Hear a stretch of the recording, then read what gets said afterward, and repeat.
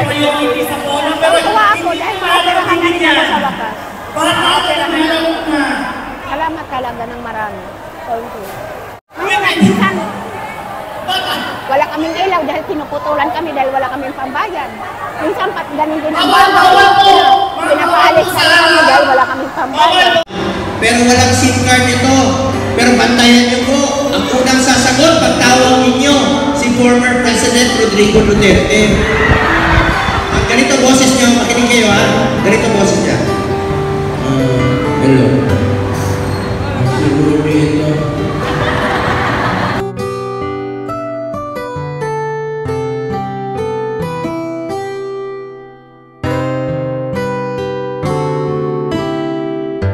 Kapag kailangan nyo ng malalapitan, narito ako.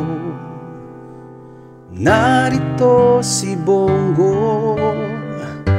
At tuwing maghahanap kayo ng isang kaibigang laging tutulong, narito si Bongo.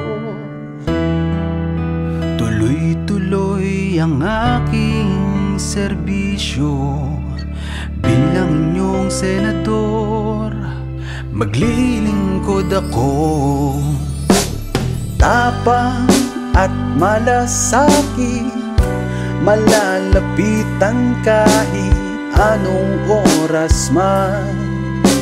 Ako'y inyong maaasahan, tapang at malasakit. Sa'kin kayo kumapit, kaibigan nyo si Bongo.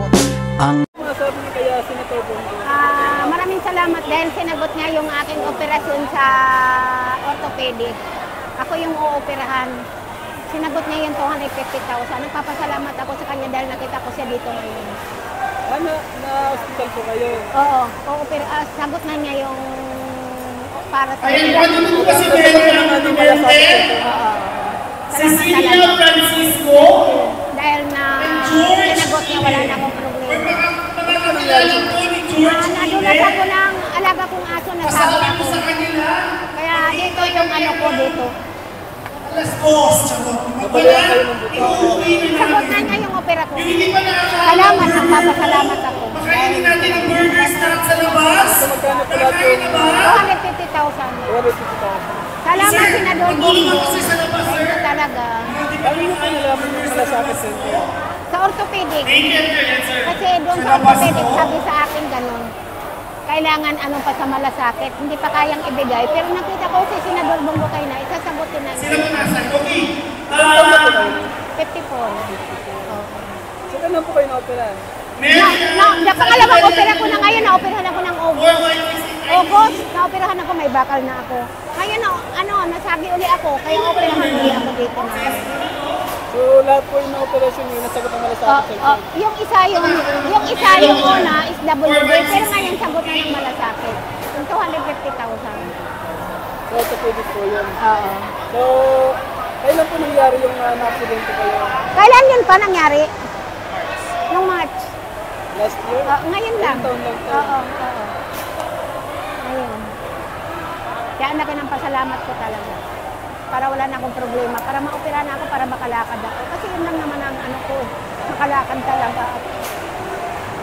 Kasi nahihirapan yung asawa ko manghingi ng tulong. Hirap. Bakit po yun?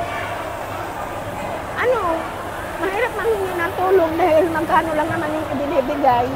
Kaya matagal akong maoperahan dahil hindi kami nakakalikom.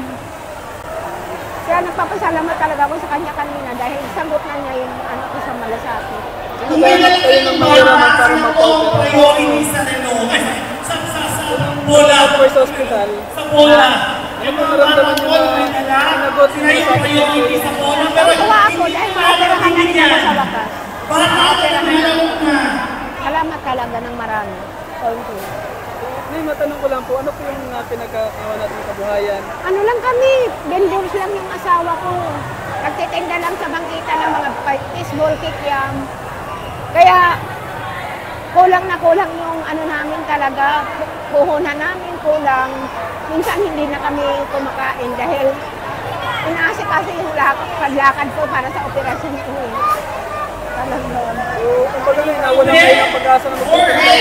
George Ibe and Dahil Cecilia Francisco. kakulangan kami Si ng Cecilia wala kami Francisco pera talaga kasi is ang pinagkalaman Atos. ng asawa ko Si vendor, George Ibe nangupahan is kami ng cellphone. bahay. George Ibe, May anong naramdaman niyo po na nakita niyo yung personal sa Senator Bongo? Nilakasan ko yung loob ko para pagsabi ko sa kanya na Pasukin ganun, si George kailangan ko. Ibe. Burger, boss. Awa ng Diyos, nakausap ko naman. So, ano pong sinabi niyo kay Senator Bongo? Sabi ko, kailangan ko yung operasyon na gano'ng halaga. Oo. Again, bawal po matanda at saka Sabi na bata siya, ang sagot ko na. bibigyan. Sabi ko na. Ano po sagot ng Senator niya? Sagot na niya lahat. Kailangan po ang bata nandito. Salamat. Malibol po po. Hindi po meron ko pong mensahe kay Senator Bongo, yung talagang yung galing sa puso. Thank you, sir. May mga tao sa labas Sa po puso ko, salamat. Malaki ang pasalamat ko sa kanya dahil sinagot niya yung operasyon ko para sa malasakit. Dahil para wala na akong gagastusin. Wala naman talaga kaming panggastos dahil wala namang hanap buhay yung asawa kong hindi vendors lang. Kulang na kulang kami sa financial, nangungutang pa kami ng 5-6 para panlakad ng requirements. Ano pa pala kayo? Oo, talaga. Wala kaming ano talaga. Wala lang po bola. Kahit puhunan namin, hirap kami sa puhunan. Hirap. Si sir, ilang taon na po si sir? 53.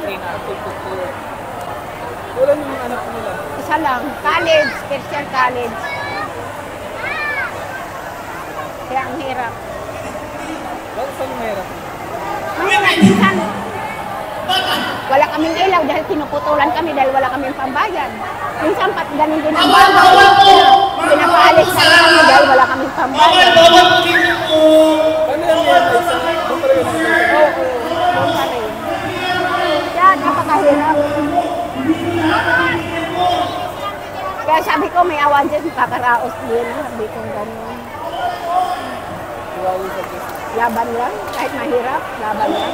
Laban lang. Hirap. Hindi, kung meron pa kayong gusto hingin o hingin ng tulong kaya Senator Bongo.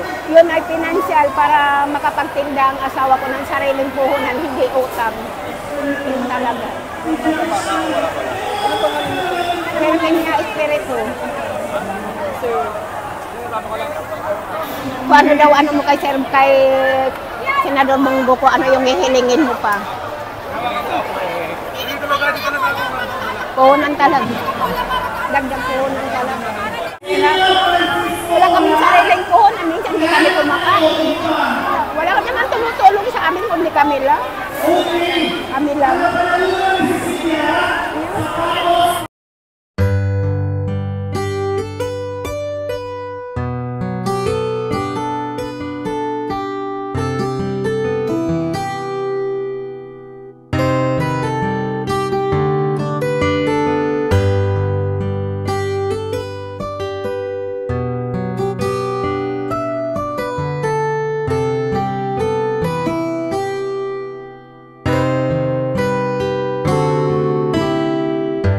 Kapag kailangan nyo ng malalapitan, narito ako.